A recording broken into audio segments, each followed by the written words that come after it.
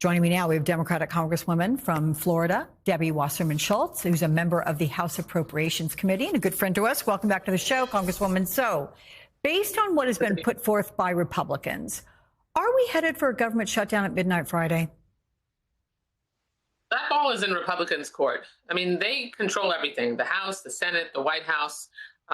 If they're going to ram through this Republican funding scheme, which really horrifically hurts veterans, Donald Trump is basically the worst president in history for veterans. He's cut more veteran jobs than any president in history.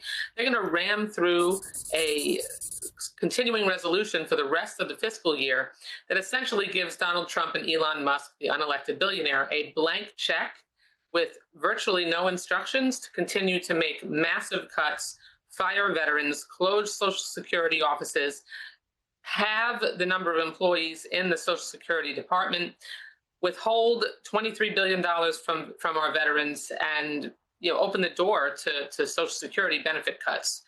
That is outrageous, unnecessary, and certainly Democrats are not going to stand idly by and just go along with that. We can pass full-year bills. The Appropriations Committee, we're ready. I know the Republicans are ready. They need to let us do our work.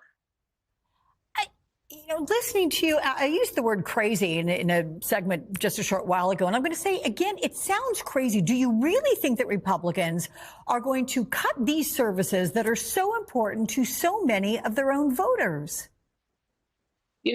Let's see. We need 3 brave Republicans to join Democrats to stop this maniacal train wreck that the Republicans have commandeered.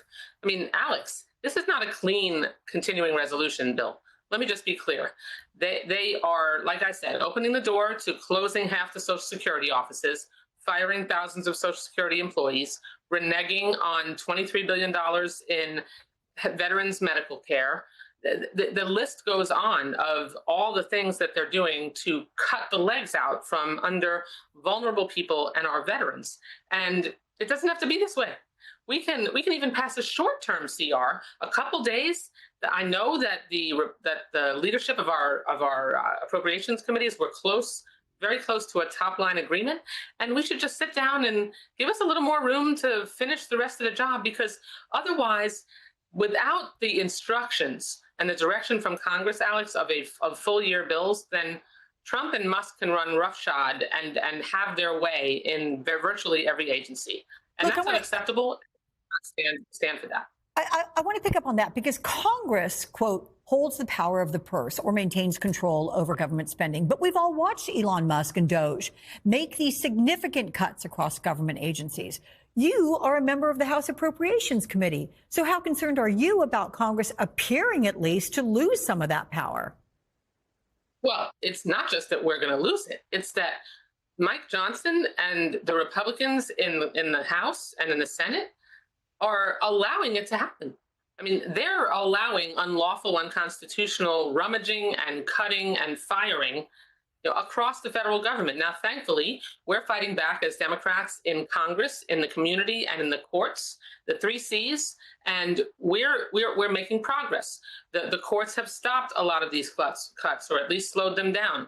Now, hopefully, the Trump administration is going to adhere to those court decisions. But we have to make sure that Republicans' constituents use their voices to oppose these indiscriminate firings. Veterans, Alex, have served our country. When they come back, they deserve the smooth transition to being civilians, jobs that we committed to give them preference for. And for Donald Trump's special advisor said that the veterans that they are firing don't deserve their jobs. The disrespect and disregard for our nation's veterans from Trump and Musk and MAGA Republicans is appalling. With all the news of tariffs and the uncertainty in the economy as a result, what are your constituents telling you? I mean, how concerned are they? Look, people are very concerned that we're headed towards a recession. I know the cheerleading that went on from from Trump's advisors this weekend. Trump himself refused yesterday to rule out that we would have a recession. He's now warning, there's no rosy picture he's painting. Now he's warning that there's going to be pain before we supposedly see the benefits from his policies. The pain is happening right now, and it's devastating people. The uncertainty of tariffs on, tariffs off. This is no way to run a rodeo. I mean, we need corporations, small businesses, families need certainty. One day he's levying tariffs, the next day he's taking them off. Now he's promising to levy them on April 2nd. No wonder the stock market is plummeting and jobs. This is a president who is dealing with more businesses cutting jobs than jobs being created. That's a reversal of how it was during the Biden administration. And the blame is